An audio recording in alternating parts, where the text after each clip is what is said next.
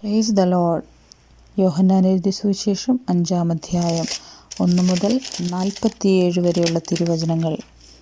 അതിനുശേഷം യഹൂദന്മാരുടെ ഒരു ഉത്സവമുണ്ടായിട്ട് യേശു യെരൂശലേമിലേക്ക് പോയി. യെരൂശലേമിൽ ആട്ടുവാതിൽക്കൽ ബെത്സേദ എന്ന എബ്രായ പേരുള്ളൊരു കുളമുണ്ട്. അത് 5 മണ്ഡപമുണ്ട്. അവയിൽ വ്യാധിക്കാർ, കുരുടർ, മുടന്തർ, ക്ഷയരോഗികൾ ഇങ്ങനെ വലിയൊരു കൂട്ടമുണ്ട്. വെള്ളത്തിൻ്റെ ഇളക്കം കാത്തുകൊണ്ട് കിടന്നിരുന്നു. അതത് സമയത്തൊരു ദൂതൻ കുളത്തിലിറങ്ങി വെള്ളം കലക്കും. വെള്ളം കലങ്ങിയ ശേഷം ആദ്യം ഇറങ്ങുന്നവൻ ഏത് വ്യാധി പിടിച്ചവനായിരുന്നാലും അവന് സൗഖ്യം വരും. എന്നാൽ 38 ആണ്ട് രോഗം പിടിച്ചു കിടന്ന ഒരു മനുഷ്യൻ അവിടെ ഉണ്ടായിരുന്നു. അവൻ കിടക്കുന്നത് യേശു കണ്ടു. ഇങ്ങനെ ഏറിയ കാലമായിരിക്കുന്നു എന്നറിഞ്ഞ്, നിനക്ക് സൗഖ്യമാകുവാൻ മനസ്സുണ്ടോ എന്നവനോട് ചോദിച്ചു. രോഗി അവനോട്, യജമാനനെ, വെള്ളം കലങ്ങുമ്പോൾ എന്നെ കുളത്തിലാക്കുവാൻ എനിക്ക് ആരുമില്ല. ഞാൻ തന്നെ ചെല്ലുമ്പോൾ മറ്റൊരുത്തൻ എനിക്ക് മുമ്പായി ഇറങ്ങുന്നു എന്നുത്തരം പറഞ്ഞു. യേശു അവനോട്, എഴുന്നേറ്റ് നിന്റെ കിടക്കയെടുത്ത് നടക്ക എന്ന് പറഞ്ഞു. ഉടനെ ആ മനുഷ്യൻ സൗഖ്യമായി കിടക്കയെടുത്ത് നടന്നു. എന്നാൽ അന്ന് ശബ്ബത്തായിരുന്നു. ആകയാൽ യഹൂദന്മാർ സൗഖ്യം പ്രാപിച്ചവനോട്, ഇന്ന് ശബ്ബത്താകുന്നു, കിടക്കയെടുക്കുന്നത് വിഹിതമല്ല എന്ന് പറഞ്ഞു. അവൻ അവരോട്, എന്നെ സൗഖ്യമാക്കിയവൻ കിടക്കയെടുത്ത് നടക്ക എന്ന് എന്നോട് പറഞ്ഞു എന്നുത്തരം പറഞ്ഞു.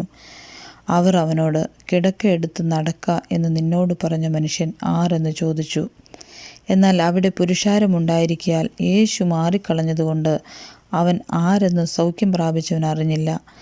അനന്തരം യേശു അവനെ ദേവാലയത്തിൽ വെച്ച് കണ്ട് അവനോട്, നോക്കൂ, നിനക്ക് സൗഖ്യമായല്ലോ. അധികം തിന്മയായത് ഭവിക്കാതിരിപ്പാൻ ഇനി പാപം ചെയ്യരുത് എന്ന് പറഞ്ഞു. ആ മനുഷ്യൻ പോയി തന്നെ സൗഖ്യമാക്കിയത് യേശു എന്ന് യഹൂദന്മാരോട് അറിയിച്ചു. യേശു ശബ്ബത്തിൽ അത് ചെയ്യുക കൊണ്ട് യഹൂദന്മാർ അവനെ ഉപദ്രവിച്ചു. യേശു അവരോട്, എൻ്റെ പിതാവ് ഇന്നുവരെയും പ്രവർത്തിക്കുന്നു, ഞാനും പ്രവർത്തിക്കുന്നു എന്ന് ഉത്തരം പറഞ്ഞു. അങ്ങനെ അവൻ ശബ്ബത്തിനെ ലംഘിച്ചതുകൊണ്ട് മാത്രമല്ല, ദൈവം സ്വന്തം പിതാവെന്ന് പറഞ്ഞ് തന്നെത്താൻ ദൈവത്തോട് സമമാക്കിയതുകൊണ്ടും യഹൂദന്മാർ അവനെ കൊല്ലുവാൻ അധികമായി ശ്രമിച്ചു പോന്നു. ആകയാൽ യേശു അവരോട് ഉത്തരം പറഞ്ഞത്, ആമേൻ ആമേൻ ഞാൻ നിങ്ങളോട് പറയുന്നു, പിതാവ് ചെയ്ത് കാണുന്നതല്ലാതെ പുത്രന് സ്വതേ ഒന്നും ചെയ്യുവാൻ കഴിയുകയില്ല. അവൻ ചെയ്യുന്നത് എല്ലാം പുത്രനും അവണ്ണം തന്നെ ചെയ്യുന്നു. പിതാവ് പുത്രനെ സ്നേഹിക്കുകയും താൻ ചെയ്യുന്നതൊക്കെയും അവന് കാണിച്ചു കൊടുക്കുകയും ചെയ്യുന്നു. നിങ്ങൾ ആശ്ചര്യപ്പെടുമാറ് അവയിൽ വലിയ പ്രവൃത്തികളും അവന് കാണിച്ചു കൊടുക്കും. പിതാവ് മരിച്ചവരെ ഉണർത്തി ജീവിപ്പിക്കുന്നത് പോലെ പുത്രനും താൻ ഇച്ഛിക്കുന്നവരെ ജീവിപ്പിക്കുന്നു. എല്ലാവരും പിതാവിനെ ബഹുമാനിക്കുന്നത് പോലെ പുത്രനെയും ബഹുമാനിക്കേണ്ടതിന് പിതാവ് ആരെയും ന്യായം വിധിക്കാതെ ന്യായവിധിയെല്ലാം പുത്രന് കൊടുത്തിരിക്കുന്നു. പുത്രനെ ബഹുമാനിക്കാത്തവൻ അവനെ അയച്ച പിതാവിനെയും ബഹുമാനിക്കുന്നില്ല. ആമേൻ ആമേൻ ഞാൻ നിങ്ങളോട് പറയുന്നു, എൻ്റെ വചനം കേട്ട് എന്നെ അയച്ചവനെ വിശ്വസിക്കുന്നവന് നിത്യജീവനുണ്ട്. അവൻ ന്യായവിധിയിലാകാതെ മരണത്തിൽ നിന്ന് ജീവങ്കിലേക്ക് കടന്നിരിക്കുന്നു. ആമേൻ ആമേൻ ഞാൻ നിങ്ങളോട് പറയുന്നു, മരിച്ചവർ ദൈവപുത്രൻ്റെ ശബ്ദം കേൾക്കുകയും കേൾക്കുന്നവർ ജീവിക്കുകയും ചെയ്യുന്ന നാഴിക വരുന്നു, ഇപ്പോൾ വന്നുമിരിക്കുന്നു. പിതാവിന് തന്നിൽ തന്നെ ജീവനുള്ളതുപോലെ അവൻ പുത്രനും തന്നിൽ തന്നെ ജീവനുള്ളവനാകുമാറ് വരം നൽകിയിരിക്കുന്നു. അവൻ മനുഷ്യപുത്രനാകയാൽ ന്യായവിധി നടത്തുവാൻ അവൻ അധികാരവും നൽകിയിരിക്കുന്നു. ഇതിങ്കൽ ആശ്ചര്യപ്പെടരുത്. കല്ലറകളിലുള്ളവർ എല്ലാവരും അവൻ്റെ ശബ്ദം കേട്ടു. നന്മ ചെയ്തവൻ ജീവനായും തിന്മ ചെയ്തവർ ന്യായവിധിക്കായും പുനരുത്ഥാനം നൽകുവാനുള്ള നാഴിക വരുന്നു. എനിക്ക് സ്വതേ ഒന്നും ചെയ്യാൻ കഴിയുന്നതല്ല. ഞാൻ കേൾക്കുന്നത് പോലെ ന്യായം വിധിക്കുന്നു.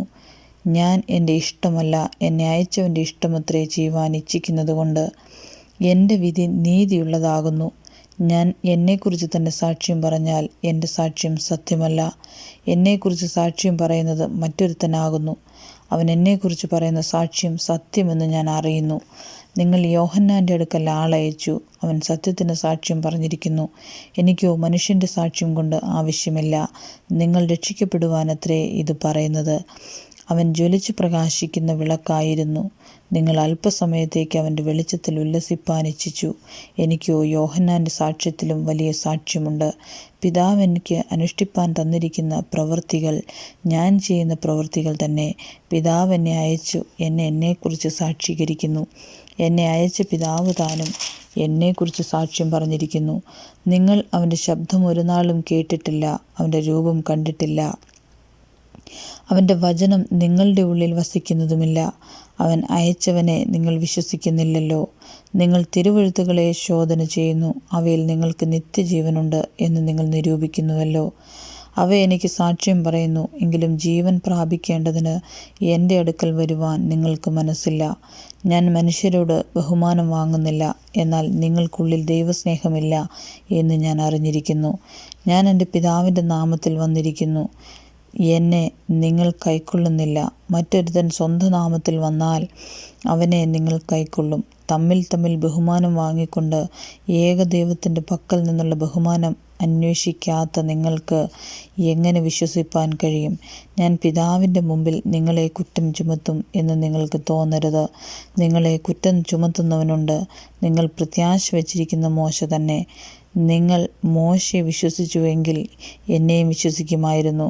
അവൻ എന്നെക്കുറിച്ച് എഴുതിയിരിക്കുന്നു. എന്നാൽ അവൻ്റെ എഴുത്ത് നിങ്ങൾ വിശ്വസിക്കുന്നില്ല എങ്കിൽ എൻ്റെ വാക്ക് എങ്ങനെ വിശ്വസിക്കും? ആമേൻ.